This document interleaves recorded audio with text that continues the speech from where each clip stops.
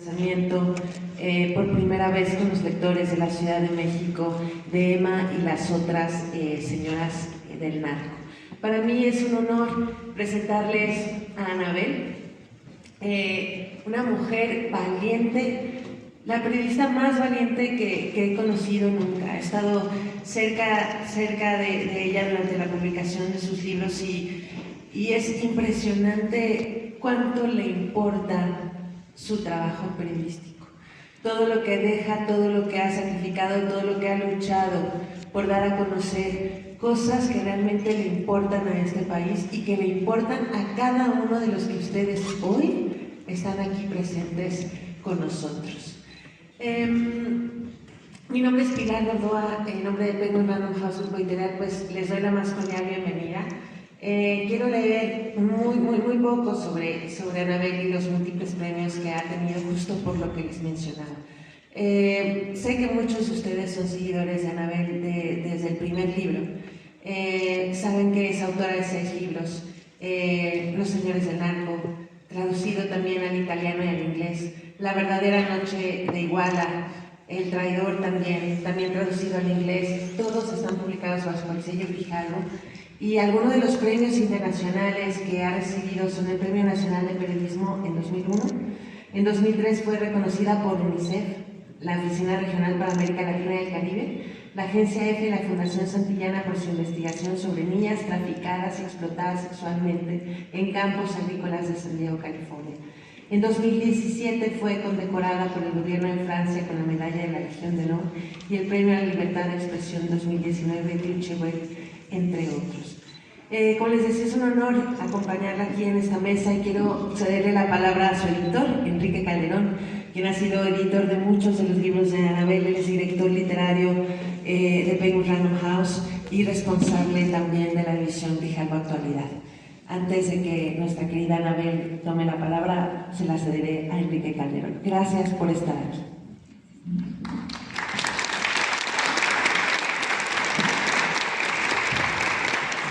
Hola, muy buenas tardes a todos y a todas. Es un gusto enorme estar nuevamente en este recinto para presentar un libro de Anabel Hernández. Recuerdo ya hace 2 años, poco antes de la pandemia, también estuvimos acá para la presentación de El Traidor, el diario secreto del Hijo del Mayo.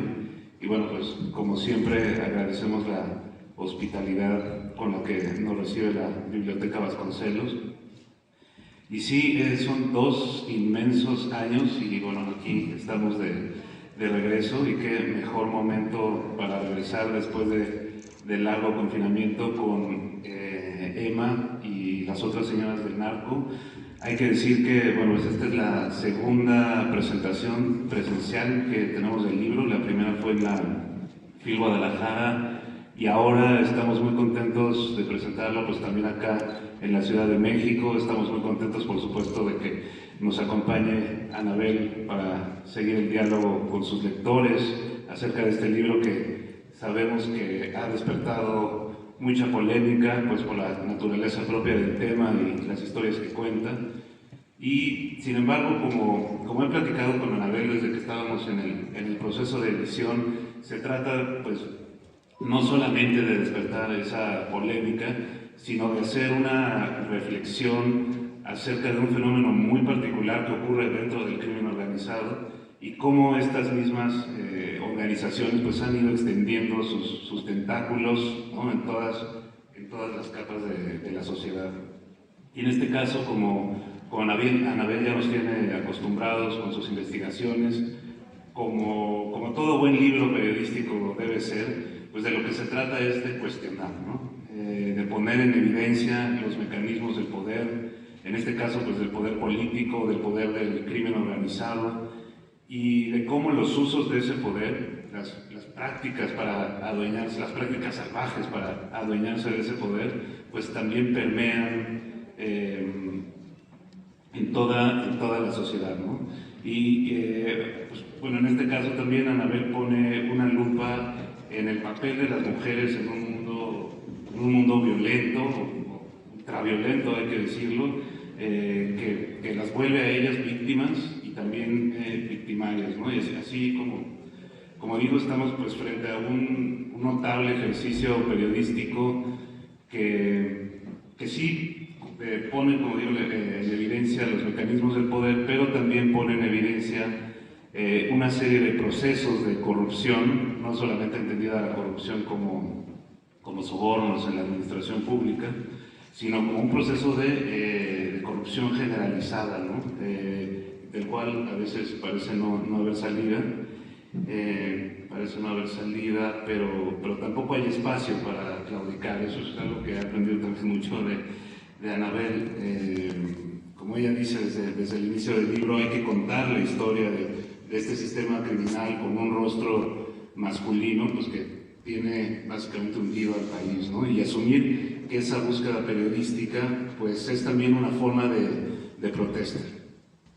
Seguramente ya también muchos de ustedes pues han leído el libro, muchos estarán por leerlo, y mi recomendación es hacerlo con esta perspectiva en mente, ¿no? Leer con interés, desde luego, las historias muy singulares de cada personaje del mundo del espectáculo, pero también considerar este aspecto más amplio que tiene que ver con los procesos de corrupción y tener en cuenta esta idea del periodismo como una herramienta de protesta contra el estado de cosas, como un ejercicio de pensamiento crítico y como pues una rebelión contra el sistema injusto, ¿no? Contra lo injusto. Y nada, pues es un gusto ver nuevamente de verdad a tantos lectores y lectoras reunidas acá. Muchas gracias por su asistencia. Por supuesto, muchas gracias a Anabel por acompañarnos y por seguir adelante con la promoción de este libro. Muchas gracias.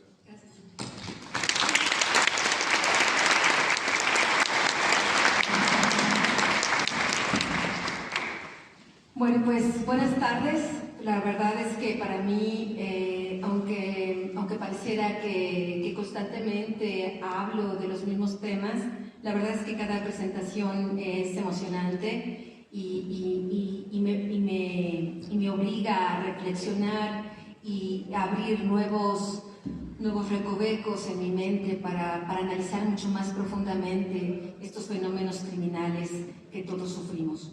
Yo les agradezco mucho que estén hoy aquí. Imagino que muchos son lectores antiguos, gente que ha leído mis libros.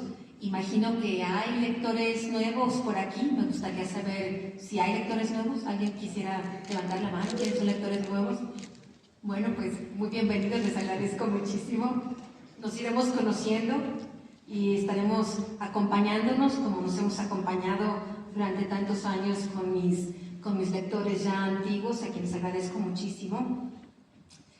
Cuando la gente me pregunta ¿para quién trabajo?, la respuesta está aquí. Yo trabajo para ustedes, para sus familias, para sus amigos, para sus vecinos. Trabajo incluso para la gente que ni ustedes ni yo conocemos. Trabajo para mi país.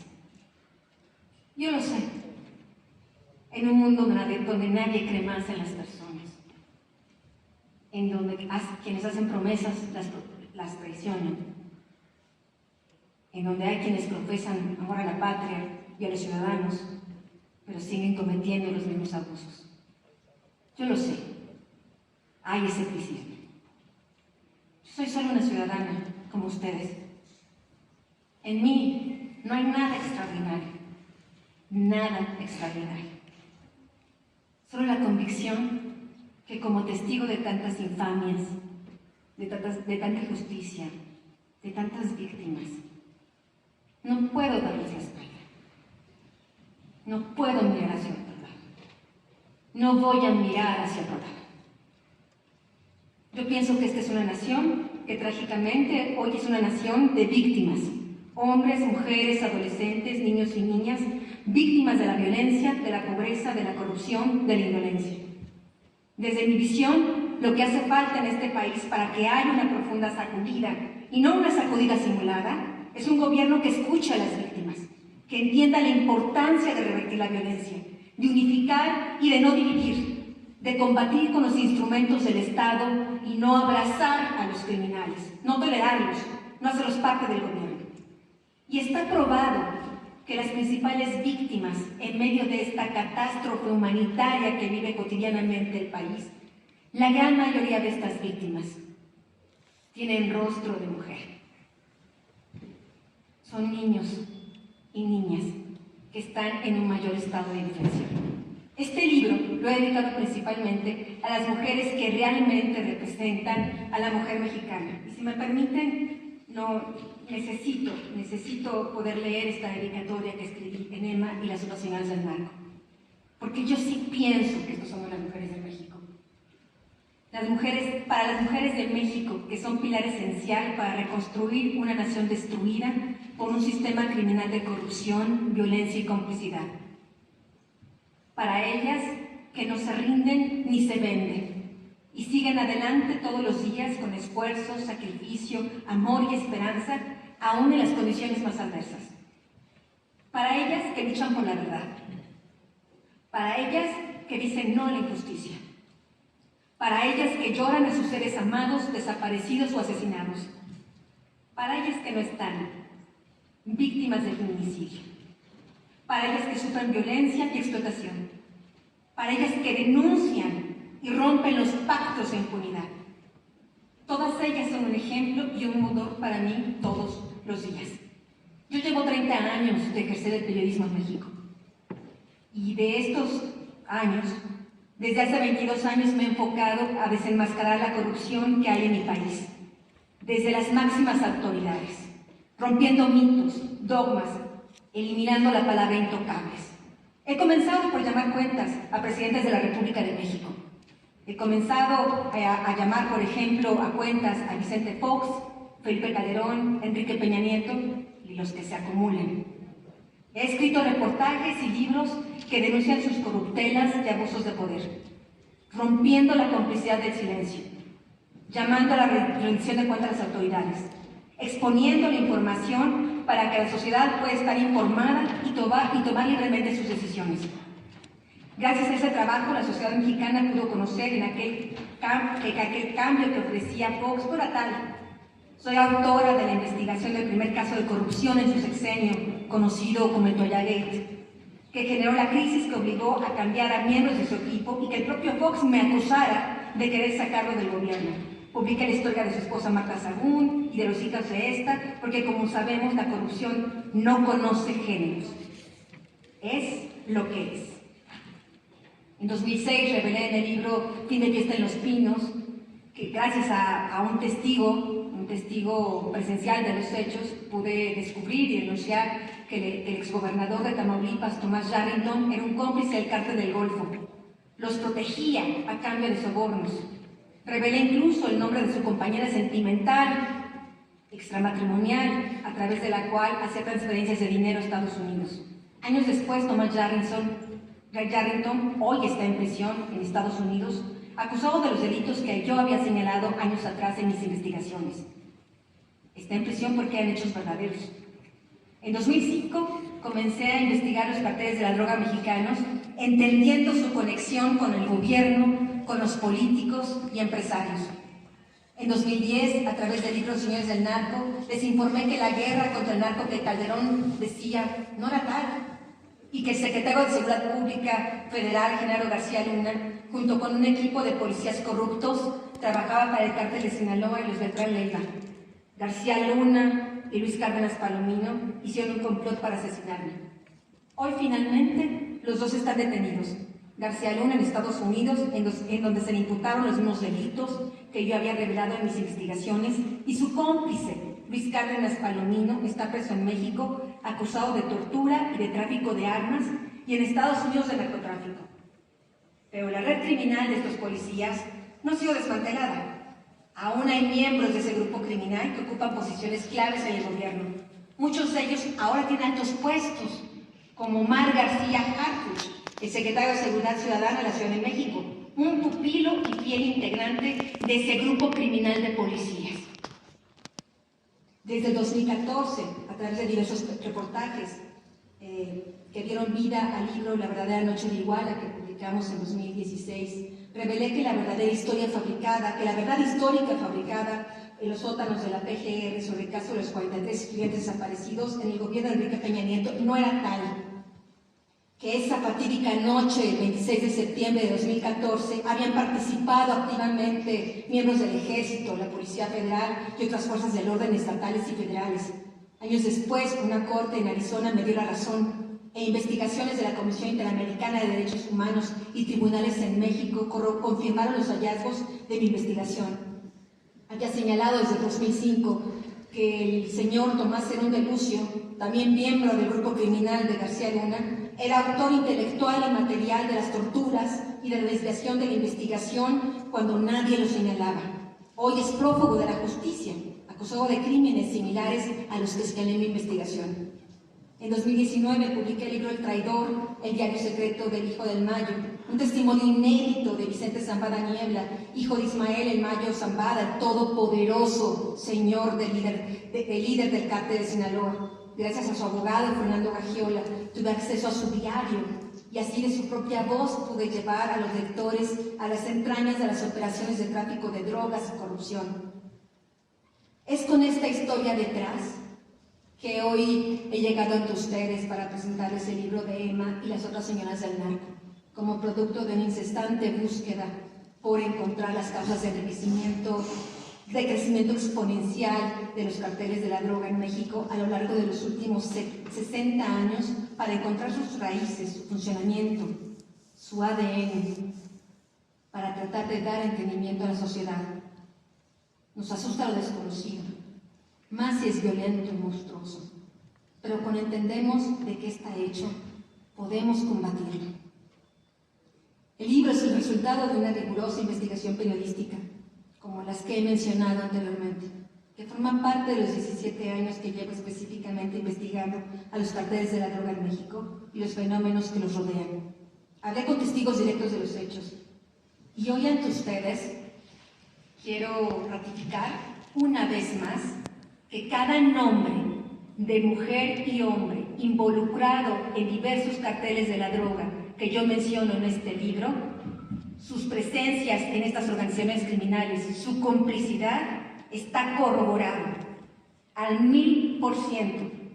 Y de ser necesario, ratificaré esto ante un juez y lucharé por esta verdad. Lo hago con la misma convicción con la que he denunciado a los expresidentes de México. Es una obra que de ninguna manera busca hacer acusaciones personales. Es una obra que busca entendimiento, que busca una reflexión colectiva para encontrar juntos respuestas. Es un análisis sociológico, antropológico, del interior de los carteles de la droga que destruyen a nuestro país. Es información de interés público. Todo lo que suceda al interior de los carteles de la droga es de interés público.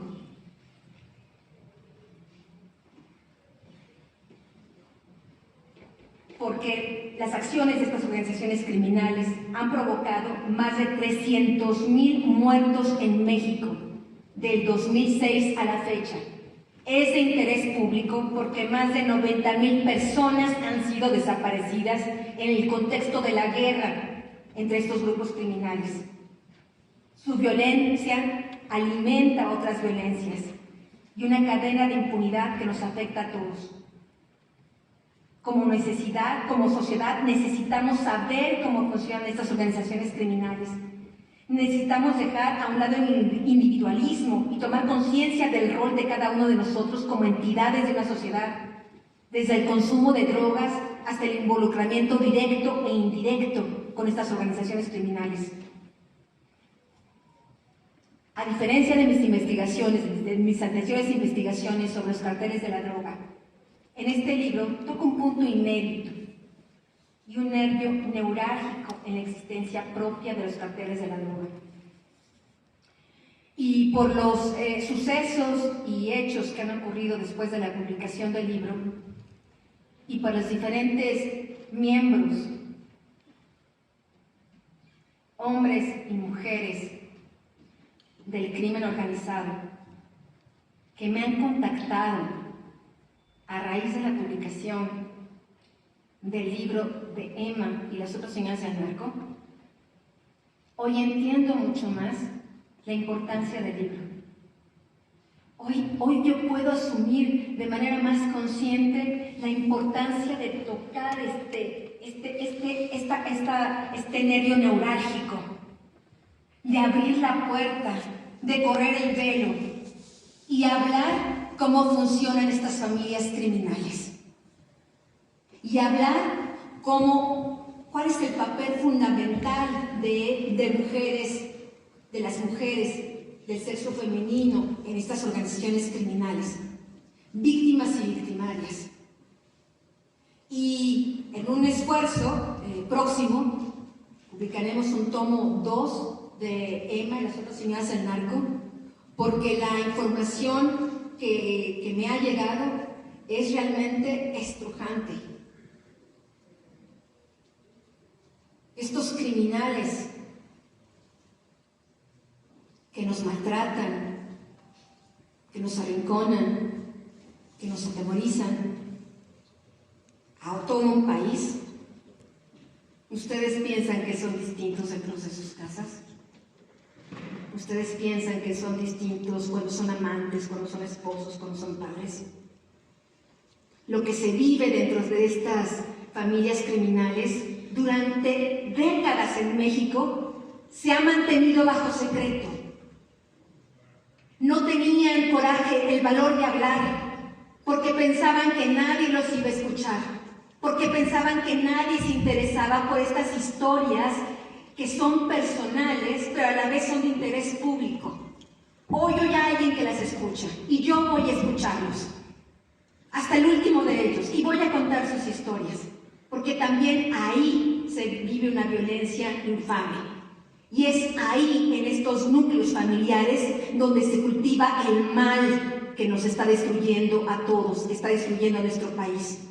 Es ahí, en estas casas, es ahí con estas mujeres, con estas madres, con estas esposas, con estas hijas, donde se reproduce el núcleo criminal, el sistema criminal.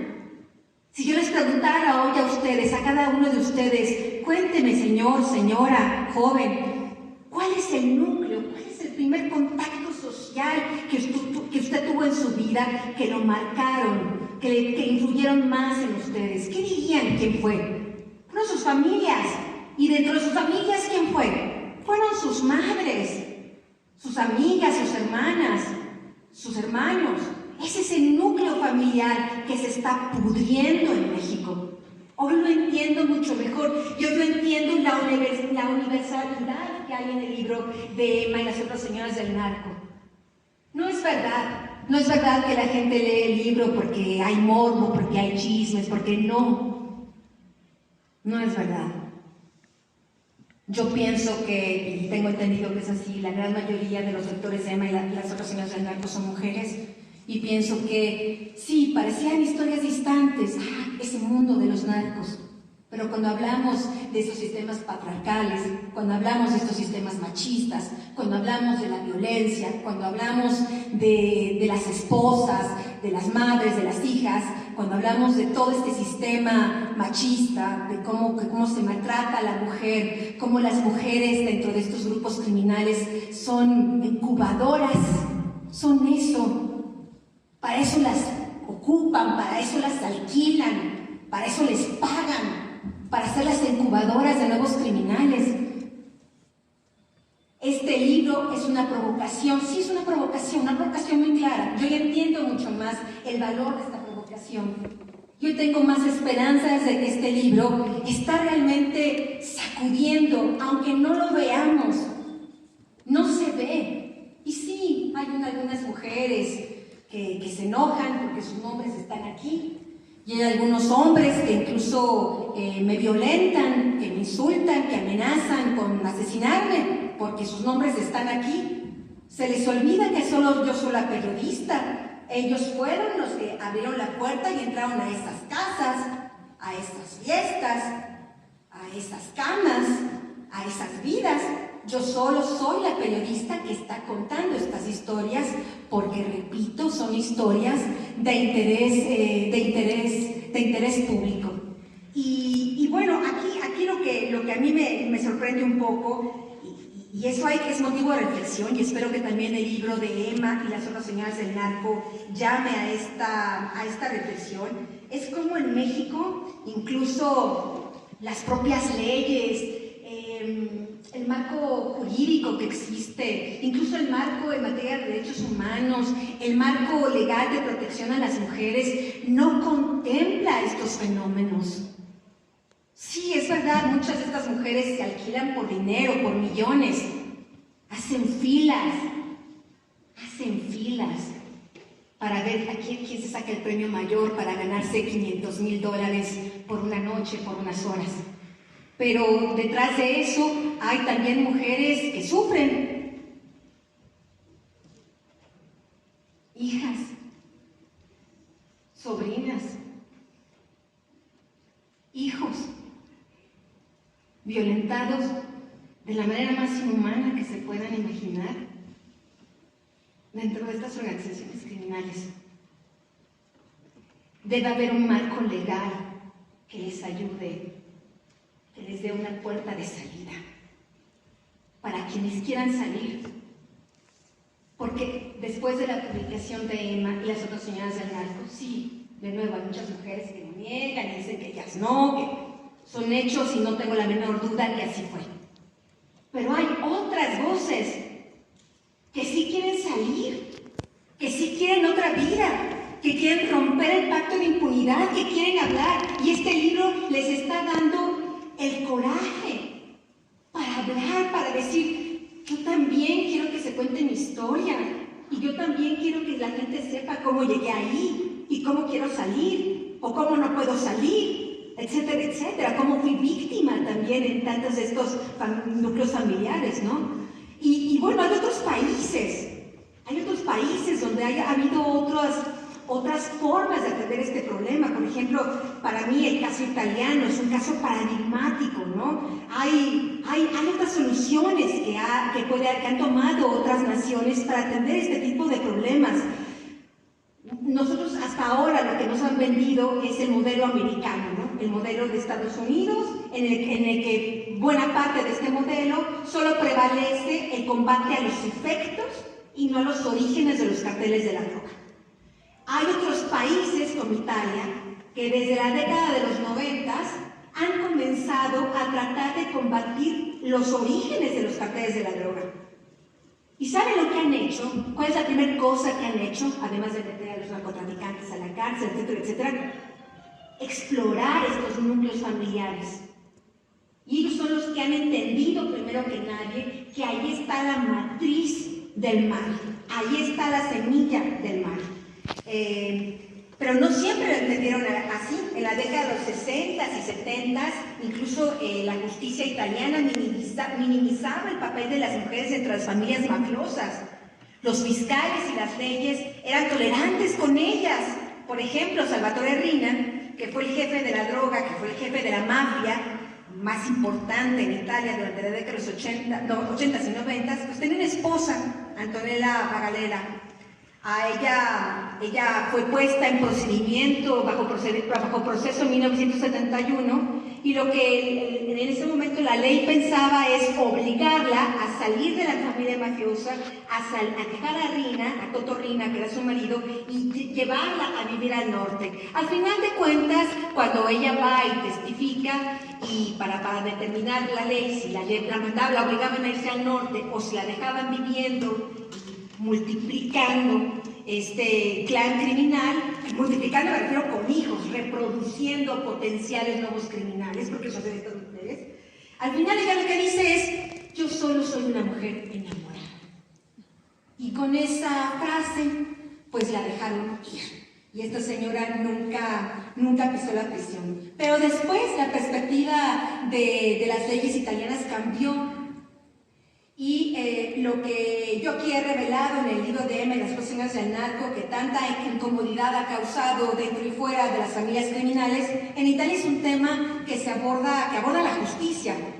Las esposas, amantes, hijas, hermanas de los jefes de la mafia son arrestadas, sí son arrestadas, y condenadas por lavado de dinero. Incluso hay leyes que ahora contemplan quitarles a esas mujeres y a esos padres la patria potestad de sus hijos, justamente para que estos menores de edad, estas víctimas colaterales, pues no continúen multiplicando la familia mafiosa y se conviertan en los sucesores de sus padres, ¿no? En Italia, a inicios de la década de los 90, hubo una mujer que cambió la historia dentro de los carteles criminales y que trazó un nuevo camino. Se llamaba Rita Atria. Ella tenía solo 17 años cuando decidió denunciar ante la Procuraduría de Palermo a su padre y a su propio hermano por ser mafiosos. En sus diarios, esta Rita escribió una frase muy conmovedora y significativa que yo pienso que aplica a cada uno de nosotros y que aplica a los personajes, a las mujeres de las que habla el libro de Emma y las situaciones del narco. Antes de luchar contra la mafia, tienes que hacer un examen de conciencia de ti mismo. Y luego, después de vencer a la mafia que llevas dentro, puedes luchar contra la mafia que existe en tus amigos. La mafia somos nosotros y nuestra forma incorrecta de comportarnos. Hubo otra mujer italiana que también colaboró con la justicia, que se llamaba Giovanni Galatolo. Era hija y hermana de mafiosos muy importantes. Ella también tuvo el valor de acusar a sus familiares de participar en masacres y asesinatos. Ella no quería ser la esclava de su familia y del mundo de la mafia. Rosalía Pipitone era otra mujer que era hija de un mafioso. Su padre la asesinó, la mató, porque ella se separó de su esposo y comenzó una nueva relación con una persona que no pertenecía a estos grupos mafiosos. En el caso mexicano, pues sabemos cómo van las cosas. La cultura criminal se expande, se naturaliza y normaliza. Entender cómo funcionan los carteles de la droga en su núcleo más cercano, más íntimo, es de interés nacional y de interés público. Desde diversos puntos de vista, son los enemigos públicos de este país. Con sus acciones ilegales matan, desaparecen, extorsionan, trafican droga, asesinan a personas, incluso con la misma droga ahora muy contaminada por el fentanilo. Hoy por hoy, los carteles de la droga son los principales corruptores de este país, no solo en los ámbitos del gobierno, sino también deportivos, iglesia y cultura popular, dentro de la cual se encuentra el llamado mundo del espectáculo. Y bueno, pienso que como sociedad necesitamos saber cómo funcionan estas organizaciones criminales y necesitamos tomar conciencia de cuál es nuestro papel y motor de cambio. Y yo pienso que las mujeres en México somos particularmente un poderoso motor de cambio. Y creo que tomar conciencia de nuestras participaciones en estas reproducciones del grupo criminal, en estas reproducciones de los esquemas machistas, de los esquemas patriarcales, es fundamental que nosotras mismas reflexionemos sobre esto. No van a ser los hombres quienes van a hablar de esto.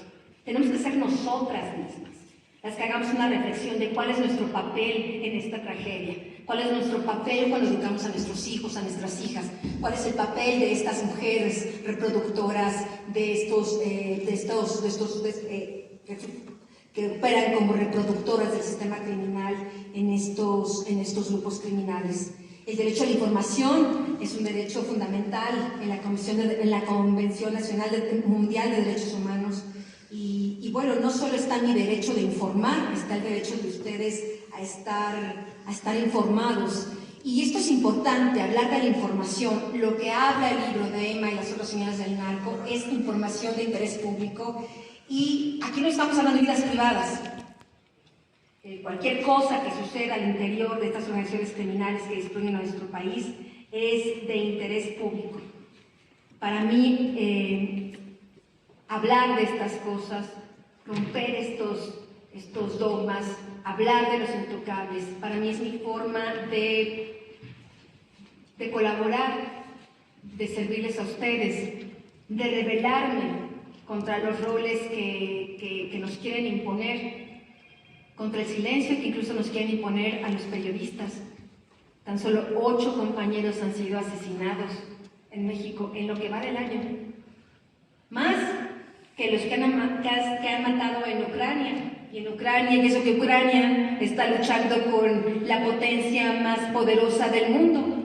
Bueno, pues aquí en México, donde se supone que no tenemos una guerra abierta, 8 periodistas, 8 colegas, 8 comunicadores han sido asesinados.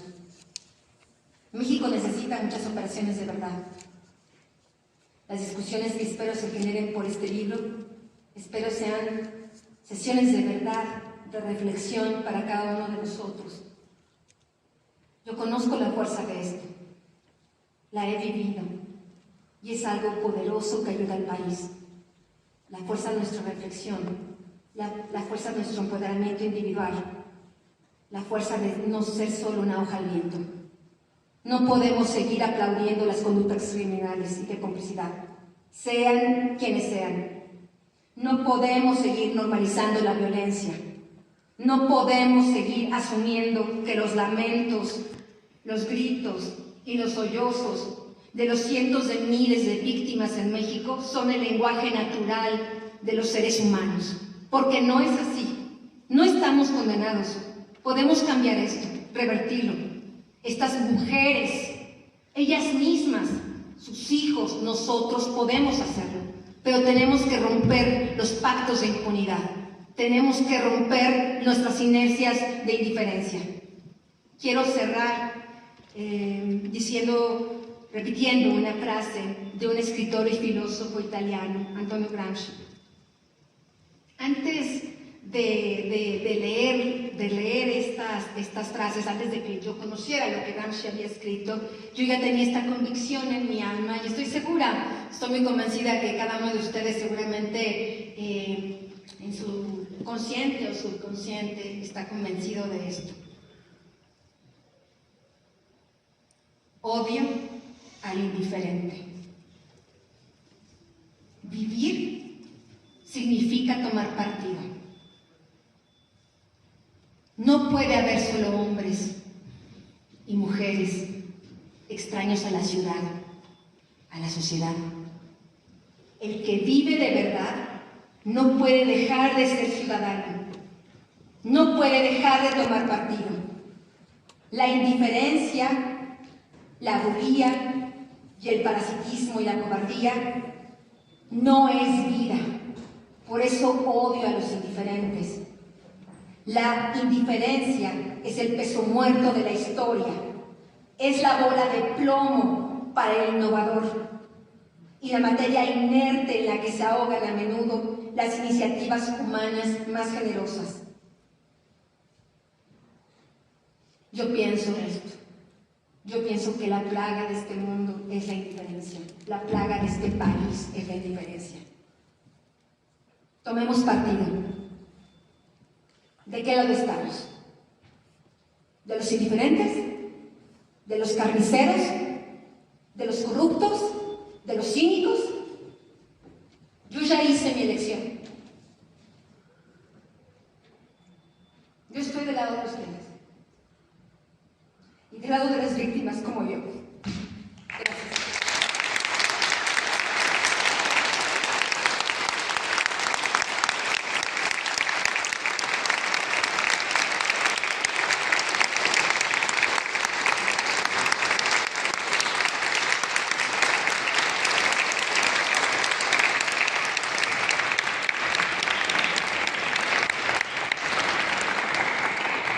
Es sin duda admirable la valentía de esta mujer que tenemos aquí el honor de presentar. Gracias, Anabel.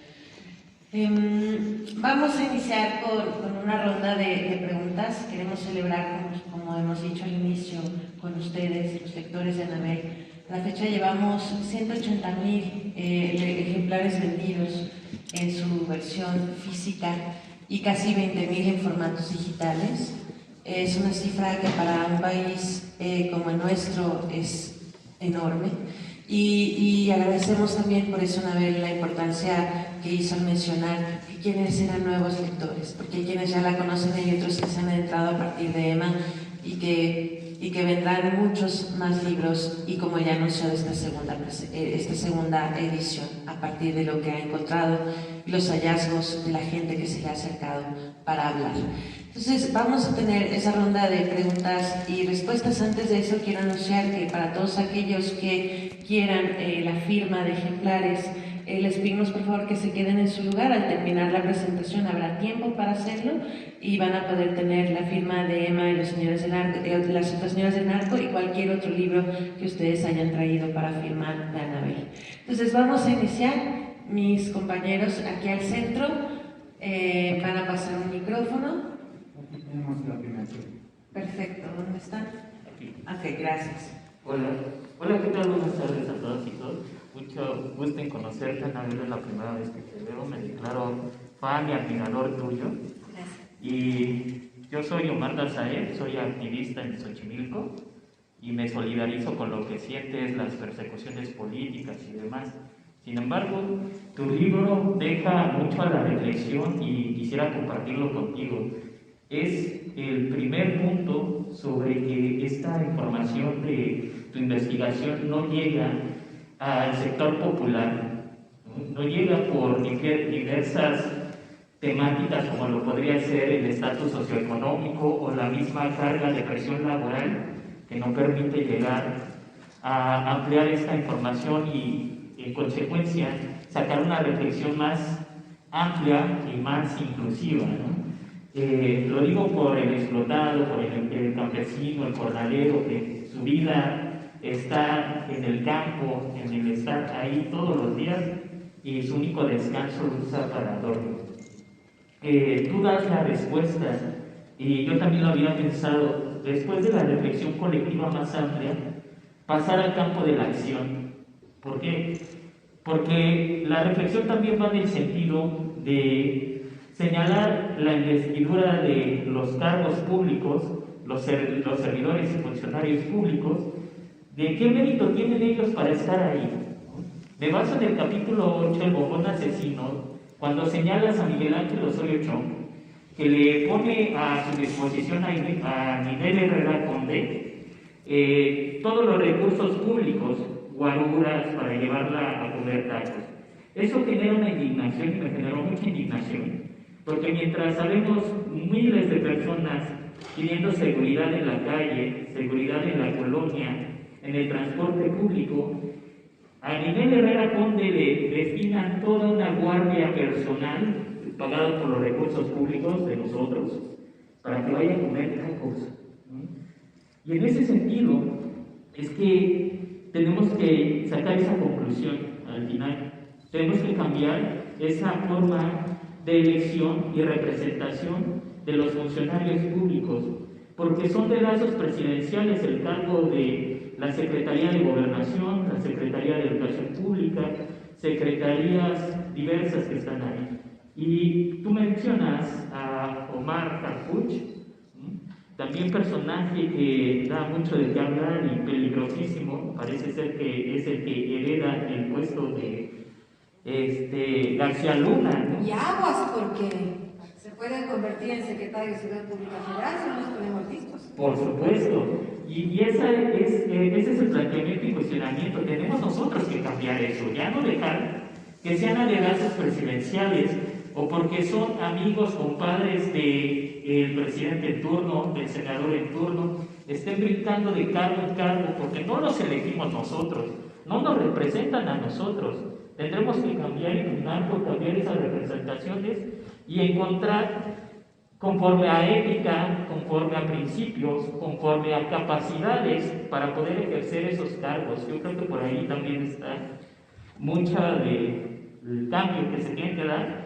Y esas son las reflexiones que comparto y quería hacerte llegar. Gracias. ¿Qué tienes? Perfecto. Veamos, aquí en medio teníamos a una persona con el suéter blanco que lleva alzando la mano. ¿Qué tal? Buenas tardes. Rápidamente, acá de este lado. Admiro mucho tu trabajo, Anabel.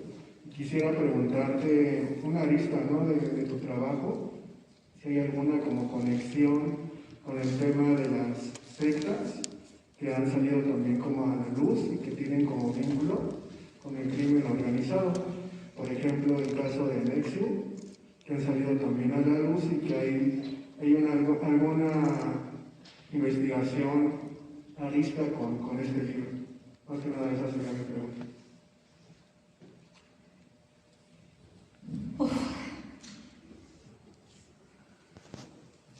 Bueno, pues su pregunta es importante. Hoy para mí la puedo entender mejor. A lo mejor si me hubieran preguntado hace un mes no lo hubiera comprendido como lo comprendo hoy, gracias a la nueva información que he obtenido. Y por cierto, aprovecho su pregunta para poder repetir un correo electrónico. Es un correo electrónico que existe, es un correo electrónico que solo yo lo veo. Nadie más puede consultar lo que llega ahí.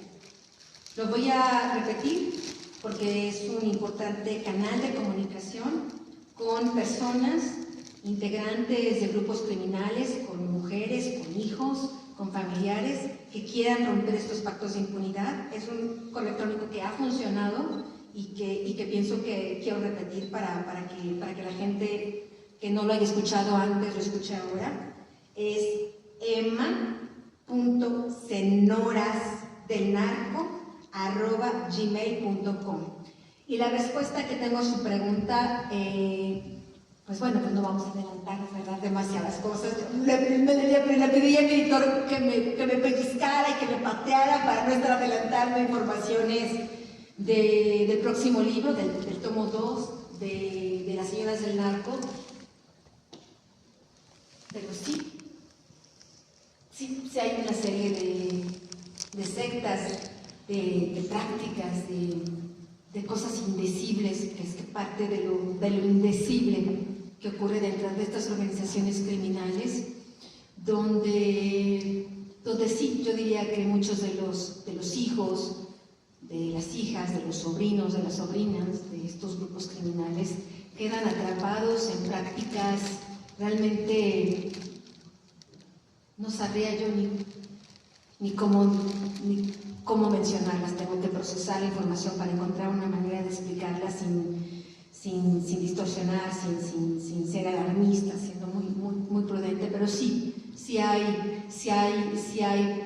prácticas de secta dentro de estas organizaciones criminales que hay que abrir al público y que hay que destruir. Queremos escuchar a las mujeres. Tenemos aquí, ya tienes el micrófono. Les pido a las personas que tienen el micrófono en la mano para que los lectores puedan preguntar, que también me ayuden con esa selección. Entonces, adelante. Muchas gracias, Anabel. Soy Laura Ramos. Se me hace nudo la garganta porque te admiro muchísimo y no tienes idea de cómo me toca todo lo que has escrito y todo lo que has hecho, porque pues justamente yo vengo de sufrir una situación de violencia en mi familia de ambas partes y esta semana me ocurrió algo pues similar, pero por eso soy sensible, discúlpame. Yo también he intentado muchísimo pues acercarme a ti, me ha sido muy difícil, pero quiero hacerte saber que hoy yo quiero ser periodista gracias a ti y soy alguien insignificante intentando poner una voz en medio de todo este ruido. Yo solo quería que supieras que eres una mujer muy grande y que en México a veces de verdad siento que no te merecemos. Tú sí mereces muchas cosas buenas por todo el esfuerzo que has hecho a lo largo de todos estos años, por ser tú misma a pesar de todo y a pesar de todo. Y no estás sola. Te voy a admirar toda la vida porque no conozco a ninguna mujer que se haya atrevido a hacer lo que tú sí has hecho. Y entiendo lo frustrante que es decir las cosas, arriesgar tu vida y gritar tan fuerte y que parezca que nadie se mueve, nadie escucha y que nada cambia. Yo conocí a Marisa, mi esposa de Israel Vallarta, que vino también aquí. Y hemos intentado también pues, hacer mucho ruido sobre lo que está pasando en México, sobre la fabricación de culpables. Porque estoy convencida que si no hay justicia, no hay seguridad nacional. y el Poder Judicial está sumamente podrido en muchísimos sentidos, pero pues justamente yo quise ser periodista para ir más allá, porque creo que como ciudadana no podía hacer mucho, entonces mi pregunta para ti en este momento va en ese sentido. ¿Qué podemos hacer todos nosotros ciudadanos que estamos conmovidos, que nos duele todo esto? Porque yo no soy la única que ha pasado por situaciones similares. Creo que todos conocemos a alguien, como tú bien lo mencionabas. ¿Qué podemos hacer como ciudadanos para hacer más? Ya leímos tu libro, ya entendimos el contexto de todo lo que pasa, pero ahora, ¿qué más? ¿Qué sigue? ¿Cuál es el siguiente paso?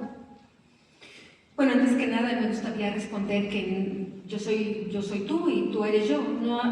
Y nosotros somos cada uno de nosotros, ¿me entiendes? O sea, somos iguales, no hay ninguna diferencia, somos ciudadanos, somos nadie, según la gente del poder. Pero nadie puede hacer muchas cosas y de esto trata este tipo de reuniones, por eso a mí me gusta estar aquí con ustedes, porque me parece que es decir, estos nadie que dicen que somos mucho más que todos ellos. Y me parece que hoy en este momento yo no tengo una respuesta, me gustaría tener una respuesta. Y bueno, ¿qué hacemos? Yo lo único que diría es un poco estas palabras del Gramsci, ¿no? Primero, ya no seamos indiferentes. Yo pienso que los que estamos aquí porque estamos nos rebelamos a ser indiferentes, ¿no? Y después de la indiferencia, comenzamos a ayudar a nuestro entorno. Ninguno de nosotros por sí mismo puede cambiar el país y la lucha a la que yo convoco a los ciudadanos no es para hacer justicia por propia mano o para tratar solos de combatir estos sistemas criminales, pero cada uno de nosotros en nuestro pequeño ámbito, no siendo indiferente con el que está al lado, teniendo empatía por los demás, cambiando nuestras conductas, ¿no? Lo que decía esta muchacha, ¿no? Reflexionemos lo que decía esta muchacha cuando dijo esto lo voy a repetir, ¿no? Antes de luchar contra la mafia, tienes que hacer un examen de conciencia de ti mismo. Y luego, después de vencer a la mafia que llevas dentro, puedes luchar contra la mafia que existe en tus amigos. La mafia somos nosotros y nuestra forma incorrecta de comportarnos, y yo añadiría nuestra forma incorrecta de asimilar, de naturalizar, de normalizar todo esto. Creo que eso es lo primero que tenemos que hacer cada uno de nosotros. Y empezar, sí, a buscar respuestas que vayan más allá de los mesías o más allá de los partidos políticos. Buscar respuestas, y parte de esas respuestas es exigir a las autoridades, sea quienes sean, que cumplan con sus promesas y que cumplan con sus obligaciones. Gracias. Vamos. Buenas tardes a todos. Hola, Anabel, de este lado. Mi nombre es Laura Rodríguez, y también estoy un poco sensible y emocionada. Mi solidaridad con todas las mujeres que están aquí, que sé que todas somos víctimas y todas tenemos una historia, y precisamente esto es lo que este libro, a comparación de todas tus obras que son ejemplos de periodismo de investigación, la verdad es que este libro todavía es más humano y todavía es más entrañable, porque nos revela, como dices, todos estos núcleos y cómo también se pueden romper los pactos, otras formas de lucha.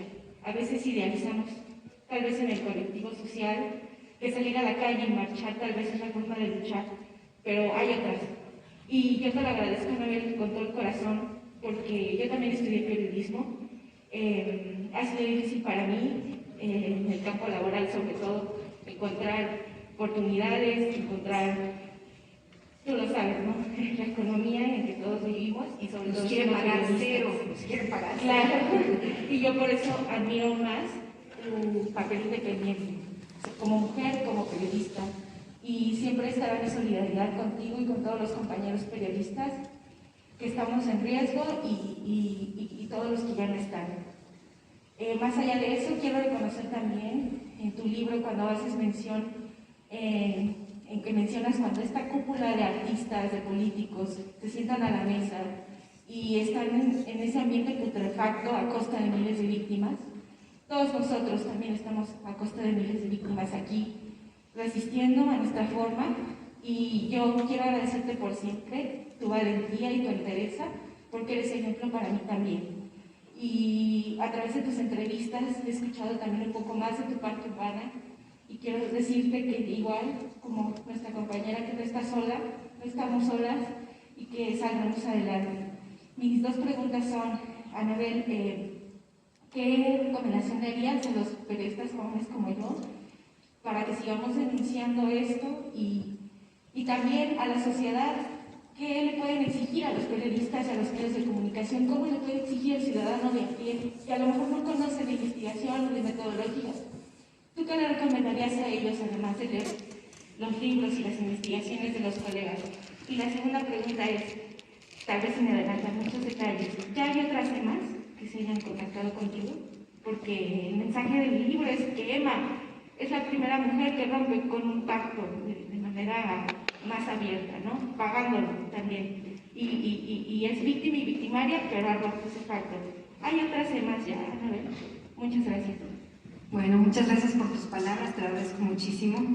Y bueno, respecto al tema de qué decir a los periodistas jóvenes, yo creo que es importante entender que yo estoy hablando de una carrera de 30 años de periodismo. Yo hago cursos, doy pláticas de periodismo de investigación en diferentes universidades del mundo, y lo primero que digo es que cada uno encuentre sus propias fortalezas, y que cada periodista, cada persona que quiere ser un periodista, encuentre esos puntos de interés que realmente le mueven.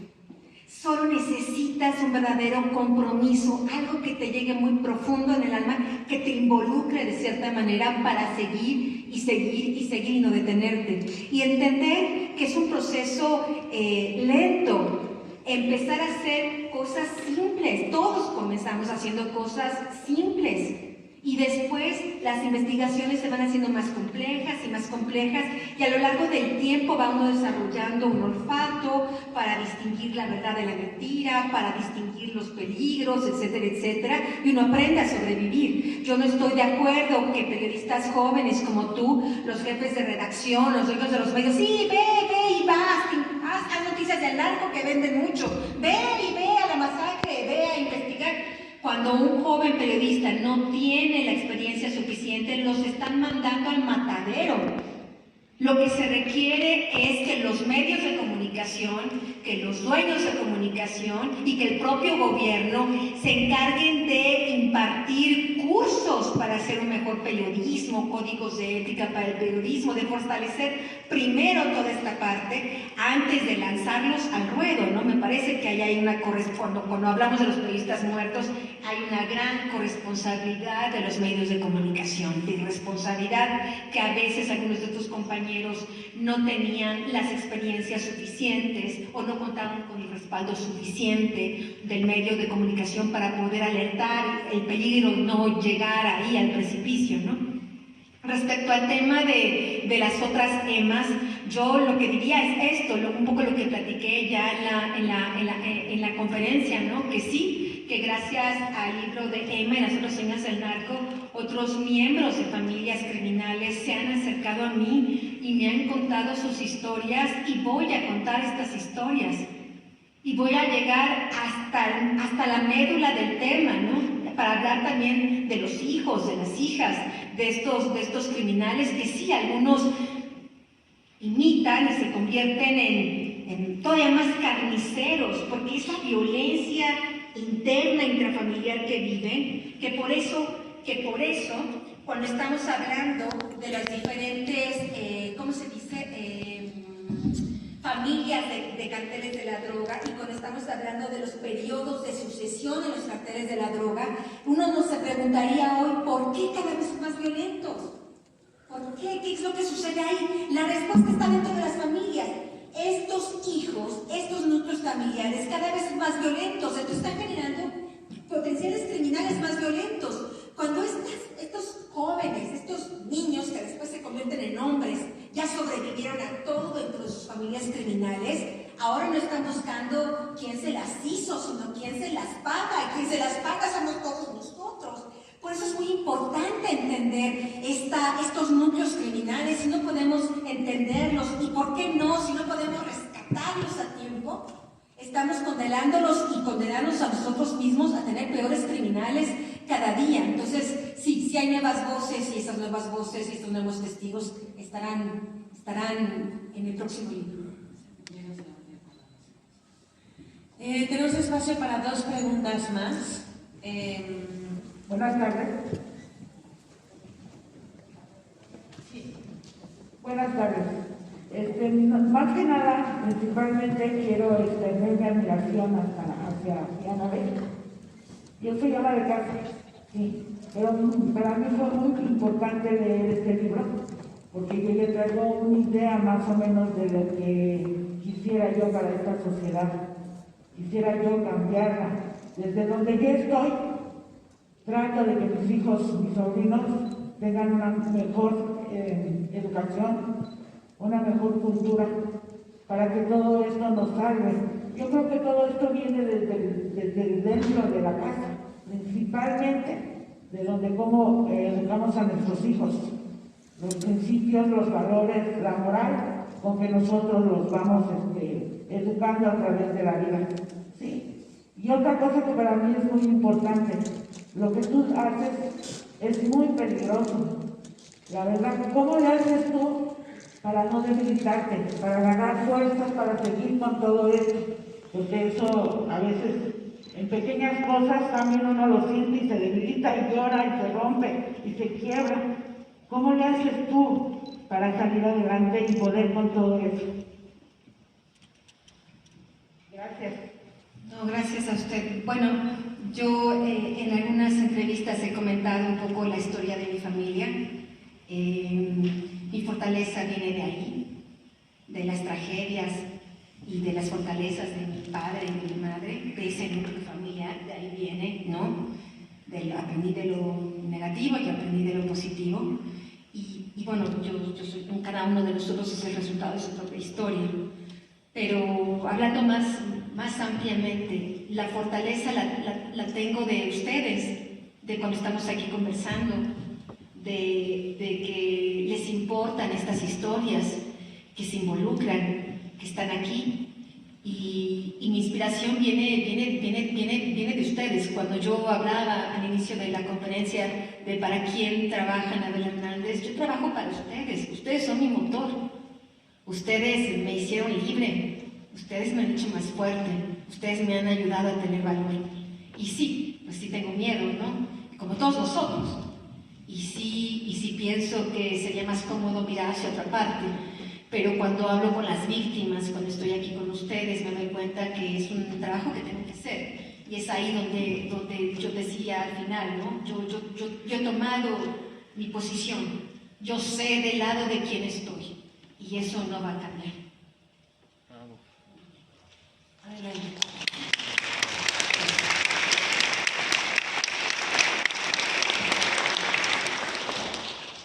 Buenas tardes, Anabel. Antes que nada me pongo de pie y te digo gracias por existir. Soy Marisain, perseguida también ahorita. Yo entiendo tú cómo te sientes. Estoy amenazada de muerte junto con Israel Vallarta. Hoy soy esposa actual de él. Me dedico al activismo vengo de Tamaulipas desde la guerra de Calderón. Vimos muchos muertos, muchos inocentes morir. Y es motivo de que salí a las calles a defender por mis propios recursos, a denunciar. Hoy más que nunca creo en Dios, estoy agarrada en Dios, porque tenemos tiempo, como aquí lo dijo Laurita, que estamos pidiendo. Yo pedí estaba rezándole a Dios que me diera una buena noticia. No sabía de qué noticia, pero anteriormente yo estaba pidiendo que me diera la oportunidad de encontrarme contigo como periodista. Te sigo, no he leído el libro, no voy a leer, pero como mujer en el activismo independiente por voluntad. También hoy que tengo la causa ahora de Israel, antes eran otras causas de Israel, No sé si en este tiempo yo deje de existir, porque me han estado reprimiendo, me tuvieron privada de la libertad, me reprimieron de 236 días de un plantón, me han difamado, han querido callarnos. Y más que nada, más que preguntar, Anabel, quisiera que de tu voz pudieras expresar aquí a la audiencia, a tu audiencia, unas palabras que logré grabar en una audiencia que se les olvidó apagar las cámaras de Israel hace días, y aprovechamos y grabé lo que no quieren que sepan, lo que vivió, y de alguna forma sabes que tú también hiciste mención años atrás del caso de Israel, donde está involucrada la señora Isabel Miranda de Wallace. Y sí creo en ti, en de que se te acercan muchas personas a darte información, porque lo han hecho conmigo. Hay muchas personas, grandes personas que están ahí, personas pesadas dentro de las prisiones, que me han buscado, inclusive ahorita, que le quieren fabricar otro caso a Israel, porque no quieren que salga en libertad, porque vienen muchos pesos grandes que van a caer. Y yo quisiera que si de tu voz podrías leernos, si se puede, que la gente escuche el terror que quieren ocultar, que no quieren que sepa que vivió Israel. Esto yo lo grabamos y lo transcribimos de la grabación de hace días, que Israel me pidió que le llegara al presidente. Lo que hice llegar en una USB, hasta la fecha estoy esperando que me den la oportunidad de que le den la voz a Israel, para que de su voz escuchen todo lo que siguen haciendo y cometiendo. Y sí, efectivamente, detrás de todo esto también está Harfush, porque la represión que yo padecí fueron personas, decía, más de 30 sujetos vestidos de negro con guantes blancos, que nos torturaron dentro de una carpa. Este compañero lo estaban ahorcando. A mi hermana también le dejaron dañada de la mandíbula porque le pisaron su pie. Las amenazas eran que dejáramos de luchar por el caso de Israel o nos iban a desaparecer. Nos entregaron con grupos de seguridad ciudadana de Harfush. Me restregaron en el piso, nos llevaron humillando como si fuéramos reces. Estoy temblando no de tanto de miedo, de coraje, de digna rabia, porque vamos a morir y la raya, porque tú eres una inspiración para todas las mujeres. Y quisiera que la gente ahorita aquí presente nos escuchara este terror que quieren callar, y que tú has denunciado también muchas cosas de esto. Muchas gracias. Tenemos ciertas restricciones de tiempo por el espacio. Pero yo me comprometo una cosa. Por favor, hágame llegar el texto, y yo en mi próxima columna de la Deutsche Welle, que es muy leída, yo publico el texto completo. Lo que sí quisiera decir es que conozco el caso de Israel Vallarta, imagino lo que contiene ese documento. Israel Vallarta no solo fue torturado, sino fue violentado sexualmente para obligarlo a confesar una culpabilidad que no existía. Fue torturado de este modo por las propias autoridades. Cuando estaba, Genaro García Luna y sus muchachos, al servicio del crimen organizado y de la señora Isabel Miranda de Wallace. Por eso después la señora Isabel era la principal porrista infame de García Luna, ¿no? Es su principal vocera, se convirtió en su principal protectora. A cambio de García Luna le mandaba recursos públicos a su organización no gubernamental, etc. Es decir, toma y daca, ¿no? Y es evidente, entiendo las resistencias que hay contra Israel Vallarta para que sea liberado. Entiendo que está luchando contra un sistema. Yo soy de las personas que piensa que Israel Vallarta debería ser liberado de inmediato, de acuerdo a aquel decreto presidencial donde todas las víctimas de tortura tendrían que ser, y donde los casos están frágiles, donde no hay verdaderas acusaciones, tendrían que ser liberados. Pues está el caso de Israel Vallarta, está el caso de Brenda Quevedo Cruz, está el caso de muchas víctimas, casi todos del grupo criminal de García Luna. Y es por eso importante seguir recalcando que ese grupo criminal sigue en el poder, porque es principalmente por ese grupo criminal y que muchas víctimas no han salido, como el caso de Israel Vallarta y Brenda Quevedo Cruz. Así que, por favor, me hace llegar el documento y yo me comprometo a publicarlo.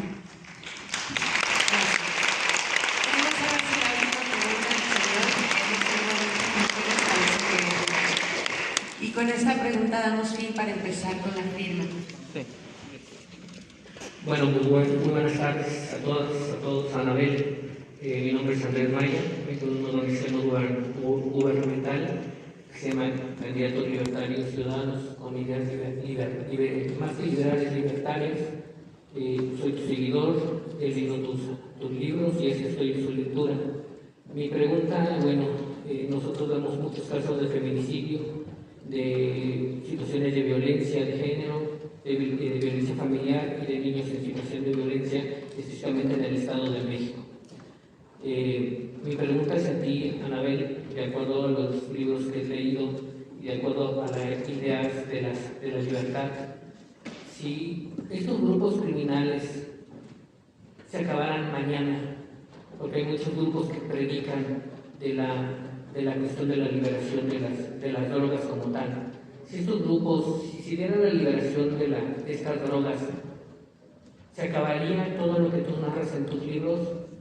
¿O tú qué pensarías que pasara? Gracias. Gracias. Bueno, existen datos duros, concretos, que nos hablan de que las drogas más tóxicas, por ejemplo, todos sabemos que Estados Unidos es el país que más consume drogas en el mundo y sabemos que estas drogas asesinan a personas todos los días. Las principales drogas que se consumen en Estados Unidos no son las drogas que trafican los carteles de la droga, están los documentos, están las cifras. Son las drogas que legalmente producen las farmacéuticas, porque hay todo un mercado negro de estos opiáceos sintéticos que se venden estas recetas médicas al mejor postor por corrupción. Y las farmacéuticas, por supuesto, están conscientes, pero pues que hacen como que no ven. Y estas drogas muy legales, sí, estas farmacéuticas que pagan muchos impuestos, siguen matando personas, porque hay una cultura de ilegalidad. No es solo la circulación de drogas ilegales o legales, sino es un poco lo que hablábamos en la presentación, esta cultura de ilegalidad, esta cultura de enajenación, esta cultura de indiferencia. Primero hay que atender estos problemas. Yo no sé, no estoy convencida. Yo le diría que, por lo que sé de los datos duros de Estados Unidos y Europa, le diría que, pues no, la legalización no es una solución. Al menos no en el corto plazo. No ha funcionado ni siquiera con las medicinas de farmacéuticas mundiales. Imaginemos si va a servir con la cocaína, con las metanfetaminas, con la heroína. Pues no lo creo. Me parece que las soluciones están en otra parte, tenemos que buscarlas. Repito, hay países como es Italia, que es el país pionero en la lucha contra el crimen organizado, que tiene otras fórmulas, que no son fórmulas de andar con metralletas, asesinando a narcotraficantes a diestra y siniestra, sino hay una confiscación de fondos muy importante, hay un desmantelamiento de las familias criminales, quitándole a los hijos, llevando a las esposas a la cárcel. Es decir, hay otras maneras de combatir el narcotráfico, no solo a través de la violencia, la fuerza del uso de la fuerza pública, sino de otras formas. Busquemos esas formas, busquemos esas alternativas, pero no podemos quedarnos cruzados de brazos, abrazando y besando a los narcotraficantes, a nuestros asesinos, ¿no? Pues ni que estuviéramos locos. Hay formas, tenemos que encontrar esas formas. Gracias. Gracias.